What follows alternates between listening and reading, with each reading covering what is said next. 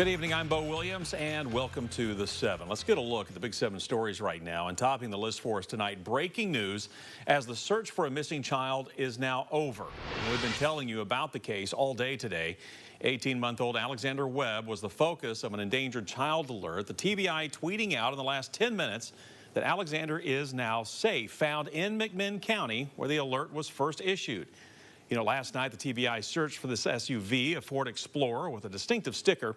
It turned up in Athens earlier today. And with Alexander now safe, the TBI also saying that his parents, who did not have custody rights, were also tracked down. We're told they are being detained and charges of custodial interference are coming. And new developments in a huge story we covered for months. Reports tonight claim the mastermind behind an attack on the U.S. military exit from Afghanistan has been killed by the Taliban. It's an attack that claimed the life of a soldier from right here in Knox County. The Associated Press, citing comments from the relatives of victims, say that it was the Taliban who killed the person who planned that 2021 bombing outside the Kabul airport. Those relatives reportedly briefed at some point by U.S. government officials. Staff Sergeant Ryan Knox, a Gibbs High School graduate, was among the 13 American service members killed in that blast. Just last month, the attack was the focus of a congressional hearing on the chaotic end of the war in Afghanistan. The hearing looked into what transpired during and after the fall of Kabul and how the Biden administration's evacuation plan led to millions in military equipment and ammunition being left behind. Well, next, two related stories of tragedy. One leaves a firefighter dead. The other put a child in the hospital. And both happened yesterday in Claiborne County. Now, we first learned that a North Tazewell firefighter was killed as his fire truck ran off a hillside. A Tennessee Highway Patrol report shows the wreck happened around 4 in the afternoon along Cedar Fork Road. The firefighter, 27-year-old Roy Sewell Jr., was driving when the truck went downhill and rolled over. Troopers say Sewell was wearing his seatbelt at the time, but died at the scene.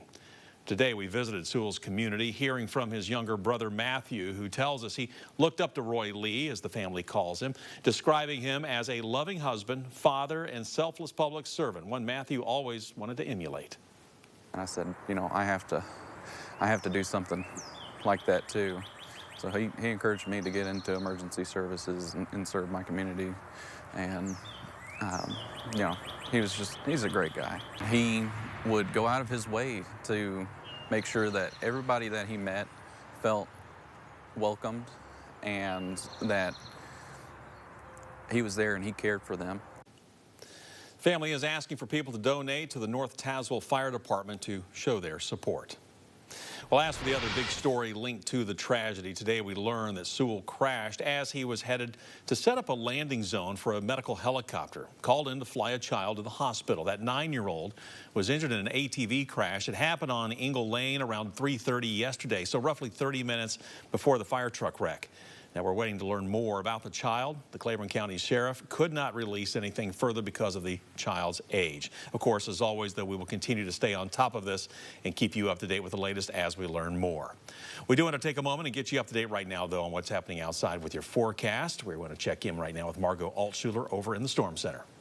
Well, Bo, it has been a nice and sunny day across East Tennessee, but moving into tonight, we're going to be seeing cloud cover increasing. We will be seeing rain chances increasing as well as we move forward into our week this week. Here's just kind of a look down at Anakesto. We're seeing some clouds, but overall still a nice afternoon and evening. A cooler day is in store for us tomorrow, and then we're going to be seeing an unsettled weather pattern for the next couple of days. It's going to lead us to seeing multiple chances of rain. Temperatures right now sitting in the mid-60s, 65 in Knoxville, 65 in Alcoa, and 66 in Loudon. And tomorrow, well, we're going to be seeing highs only in the low 60s. Now, it's not much of a difference compared to today, but still going to be on the cooler side, and rain chances will be spotty throughout the afternoon and evening tomorrow.